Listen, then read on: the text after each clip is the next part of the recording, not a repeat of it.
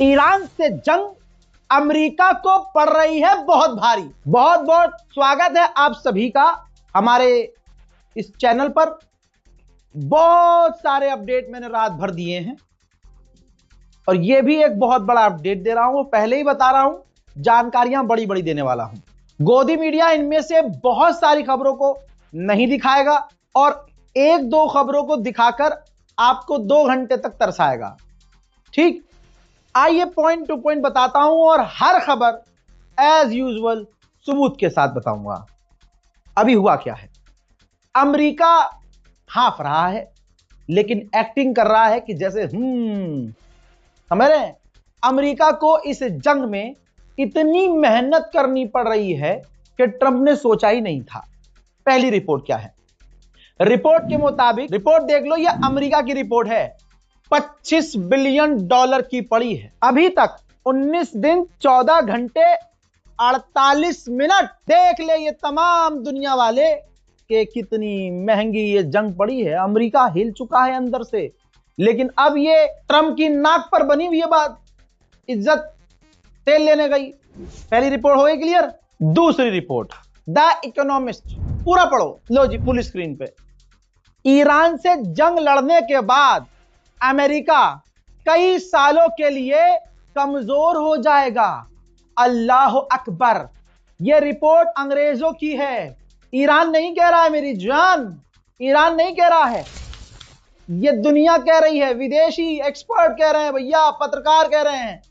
The economist ने छाप दिया है पूरा आर्टिकल। जितना नुकसान अमेरिका को हो रहा है ईरान से जंग लड़ने के बाद, अमेरिका कई सालों के लिए कमजोर पड़ेगा। याद होगा कल देर रात को मैंने, शायद आपने वीडियो नहीं देखी हो, लेकिन मैंने ऑन टाइम सारी अपनी जिम्मेदारी पूरी करी है। नेतन्याहू जब सामने आया तो उसने सामने आकर क्या कहा, हम जीत गए। नेतन्याहू ने 10 दिन पहले वाला सब कॉपी पेस्ट मार दिया, ट्रंप वाला बयान कि हम जीत गए, हमने ईरान की मिसाइलें खत्म कर दी, मिसाइल सिटी खत्म कर दी, उनके ड्रोन खत्म कर दिए, उनकी कैपेबिलिटी खत्म कर दी। नेतन्याहू ने यह सब बोला। फिर क्या हुआ, यह बोलने के 4-5 घंटे गुजरने के बाद तक ईरान ने दे दनादन इजराइल पर मिसाइल दागी हैं। कैसे, कुछ ताजा मंजर।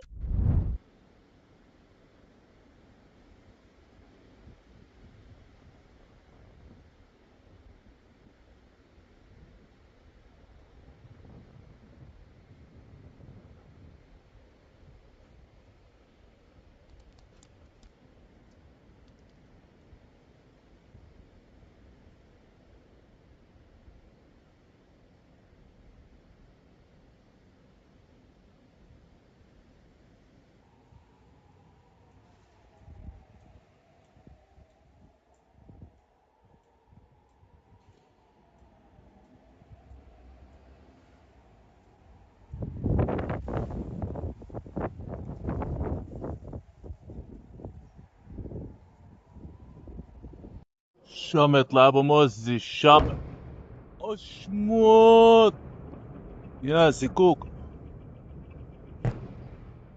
اشموت يا رب. ياتو نزل نزل نزل نزل نزل نزل نزل نزل.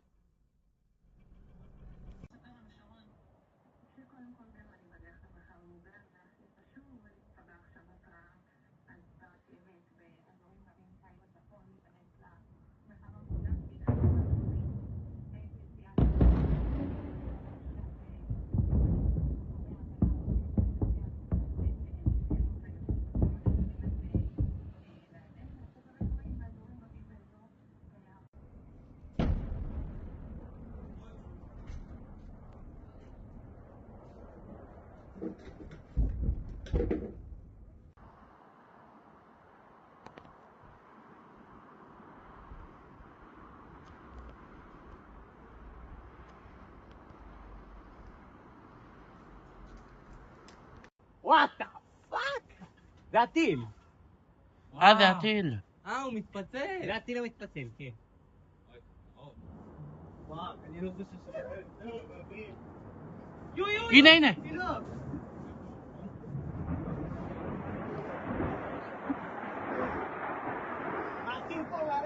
אני רואה, אני רוצה לצלם. הנה, הוא מתפצל עכשיו. Salto. Oh, what the fuck? זה נפילה.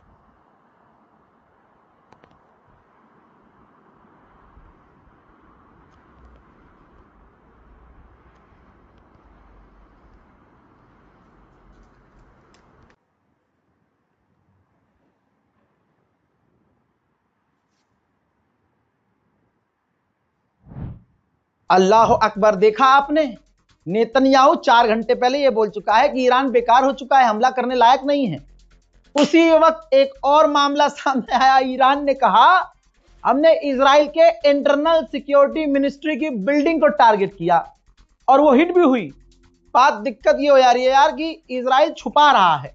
आएगी इसकी इंशाल्लाह 2 दिन बाद वीडियो दिखाऊंगा सुकून से।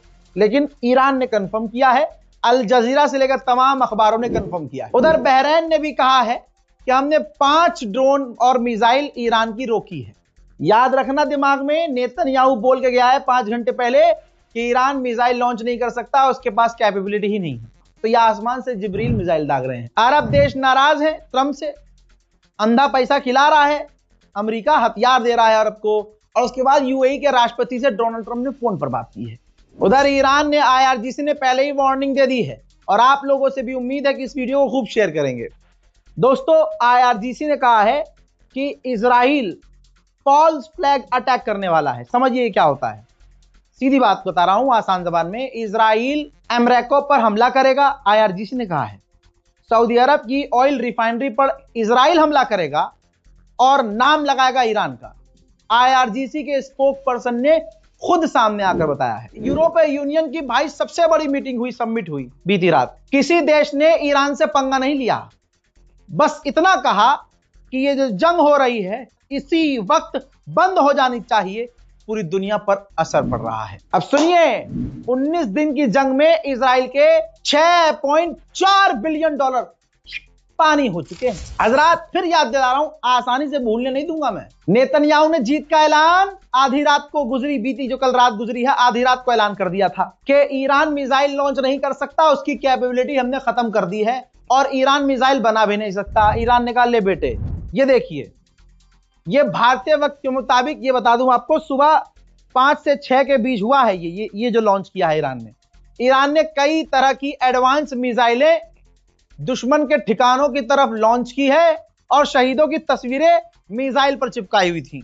जो ईरान के शोहदा हैं, ईरान में इस जंग में जो लोग शहीद हुए, उनकी तस्वीर चिपका चिपका मिसाइल पर इजराइल पर दागी ईरान ने। अभी जंग नहीं रुकेगी, जंग और बढ़ेगी, अभी अकड़ निकलना बाकी है। रिपोर्ट यह आ रही है कि हजारों सैनिकों के साथ डोनाल्ड ट्रंप 3 और वॉरशिप मिडिल ईस्ट की तरफ रवाना करने वाला। ईरान के राष्ट्रपति ने जो कहा वो दुनिया के हर इंसान को सुनना समझना चाहिए।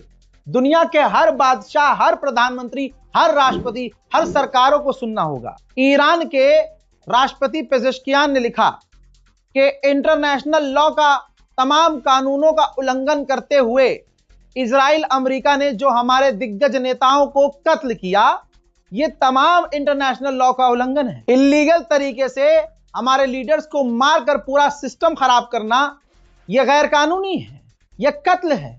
और अगर आज अमेरिका और इजराइल के खिलाफ और उनकी इन हरकतों के खिलाफ आपने स्टैंड नहीं लिया तो दुनिया याद रखे, इजराइल अमेरिका के आतंक की आग कल आपके यहां भी पहुंचेगी। फ्रांस को बहुत जल्द समझ में आ गया है कि ईरान किस मूड में है। फ्रांस के राष्ट्रपति इमैनुअल मैक्रोन नेशनल टेलीविजन पर सामने आए, मीडिया के सामने आए और उन्होंने साफ कह दिया कि स्ट्रेट ऑफ हॉर्मुज खुलवाने के लिए जबरदस्ती की जंग में हम नहीं कूदेंगे। समझ गए आप, फ्रांस पीछे हट गया है। इस वक्त यूएनएससी की सीरियस डीप मीटिंग चल रही है। ईरान ने जो गल्फ देशों के ऑयल रिफाइनरी और गैस सिस्टम को उड़ाया है, उस पर डीप सोच रहा है भाई कि क्या किया जाए ईरान के खिलाफ। कौन? यूएनएससी। ये जितने संगठन हैं हराम के, ये जितने भी हैं, यूएनएससी, पीएनएससी, सोचिए ये 3 साल से गाजा पर कुछ न कर पाए, लेकिन अब पूरी ताकत इस्तेमाल करेंगे ईरान के खिलाफ। बताइए, यूएई कह रहा है कि हमने हिजबुल्लाह के आतंकवादी नेटवर्क को अपने यहां डिसमेंटल किया है। अब तक यूएई में आतंकवाद नहीं था, भाई कुल मिला के यूएई क्या कर रहा है, जो भी यूएई में हो रहे धमाके की वीडियो फोटो खींच के अपलोड कर रहा है या इंफॉर्मेशन यहां से वहां कर रहा है, उनको गिरफ्तार कर रहा है। कह रहा है हिजबुल्लाह के आतंकवादी हैं, ईरान के समर्थकों को गल्फ पता है कैसे देख रहा है, आतंकवादी। तो गल्फ में रहने वाले तमाम मेरे मुसलमान भाइयों से हाथ जोड़कर अपील है, मेहरबानी करके मुझे कोई वीडियो मत भेजो, किसी और को फोटो वीडियो मत भेजो। अरे भाई बनानी ही क्यों है वीडियो, क्यों खींचनी है भाई फोटो, न फोन पे किसी को कुछ बताओ, अपनी जान बचाओ और मौका लगे तो भारत वापस आओ। सोचिए उज्बेकिस्तान का एक कारीगर वर्कर इजराइल में था, उसने देखा ईरान ने बहुत बुरा पेला यार, उनने उठाया मोबाइल और वीडियो बनाने लगा इजराइल में जो तबाही हुई है। तो इजराइल की पुलिस ने उस उज्बेकिस्तान के वर्कर को गिरफ्तार कर लिया। यही अरब में और पूरे इधर इस तरफ जाइए, इजराइल और अरब में यही चल रहा है, छुपा लो बस। ईरान ने जो नक्शा बिगाड़ा है इनके चेहरों का, छुपा लो। चीजें आगे और क्या होने वाली है नहीं पता, अंदेशा ऐसा है कि जंग बढ़ने वाली है, हालात अमेरिका और इजराइल के खराब हैं। अमेरिका के लोग किसी भी तरह से ट्रंप को सपोर्ट नहीं कर रहे हैं, ट्रंप फ्रस्ट्रेट है, दिन पर दिन बेइज्जती हो रही है। F-35 को क्या हिट कर दिया, बची कुची इज्जत भी इनकी चली गई। ठीक, जो ये कह रहे हैं उसका उल्टा हो रहा है, जब ये कुछ बोलते हैं उसका उल्टा ईरान करके दिखा देता है। लिहाजा आप लोगों से गुजारिश है, फर्जी चैनलों से बचिएगा, वो 20-20 सेकंड वाली रील पर खबर मत देखिएगा क्योंकि आधी अधूरी कटी हुई होती हैं। और मेरे दोस्तों रील वाले पत्रकारों से थोड़ा दूर रहिए, और मैं रील बनाने वालों से भी, और जो सोशल मीडिया के जरिए छोटी शॉर्ट वीडियो बनाते हैं न्यूज वाली, देखिए न्यूज शॉर्ट में हो नहीं सकती, पूरा आपको न्यूज का पैच बताना पड़ेगा, उसकी शुरुआती और उसका एंडर भी बताना पड़ेगा। ये नहीं बीच में आप 2 लाइन बोल के अधूरी अधूरी खबर बताई और चले गए। कौम परेशान होती है भाई, देखने वाले लोग परेशान होते हैं। तो इसमें सॉल्यूशन यह है कि आप ऐसे रील को फॉरवर्ड ना करें, ऐसी खबर को फॉरवर्ड ना करें जिस पर आपको भरोसा ना हो। और मैं ये भी कह रहा हूं ऐसे ही किसी पे भरोसा ना कर लें, पूरा वीडियो देखें कि वीडियो बनाने वाला कितना वीडियो बनाता है, कैसा उसका बैकग्राउंड है, उसका काम करने का तरीका क्या है। क्योंकि भाई जैसे आप गोदी मीडिया पे देखेंगे, गोदी मीडिया हर तरह से एंगल किसका निकाल देगा, मोदी जी। भाई धुरंधर 2 आई है, धुरंधर 2 में क्या हुआ है, मोदी का जितना फेलुअर है, नोटबंदी से लेकर जितना फेलुअर सब उस फिल्म में दिखा दिया। जलवा है ये तो। अरे मोदी जी का ये मास्टर स्ट्रोक था, सब चीजें मोदी, जो मोदी का फेलुअर है गवर्नमेंट का फेलुअर है। अब समझ में आया मोदी जी प्रेस कॉन्फ्रेंस क्यों नहीं करते थे, भाई फिल्म बनवा रहे थे, समझ रहे हो। और सुना है इसका पार्ट 3 भी आने वाला है। तो यानी पार्ट 2 तक मोदी जी ने सबके दिमाग में खुद सामने आकर डलवा दिया कि देखो जो भी देश में फेलुअर हुआ है, कोविड से ये वो नोटबंदी सब कुछ, वो सब मोदी जी का ऑपरेशन था, उसमें पाकिस्तान की हार हुई है। कोरोना भारत में फैला, लोग मरे, उसमें पाकिस्तान की हार हुई है। यहां गैस खत्म हो रहा है, पाकिस्तान की। आप मैं बता रहा हूं, लेकिन मुसलमान इतना मतलब गैरतमंद तो है ही नहीं, ईद की नमाज के बाद फौरन धुरंधर 2 देखने जाएगा। आप देखिए दूसरे समुदाय के लोग बहुत खुश हैं, बहुत खुश, बहुत ज्यादा खुश, अरे यार मोदी जी वाह। और अभी इसका पार्ट 3 आने वाला है, उसमें यह बता दिया जाएगा, देख लेना आप, ऐसा समझा दिया जाएगा कि अरे मोदी जी को हराने के लिए सारी दुनिया, जॉर्ज बुश से लेकर बिल क्लिंटन से लेकर डोनाल्ड ट्रंप से लेकर पाकिस्तान के सारे प्रधानमंत्री, ईरान के राष्ट्रपति सब लगे हैं हराने में। तो लोगों के दिमाग में यह डाल दिया जाएगा 2027 में अब मोदी जी से कुछ भी वादा नहीं लेना है, बस जाके मोदी जी का बटन दबाना है कमल का, मोदी जीतेंगे, बस दुनिया हार जाएगी।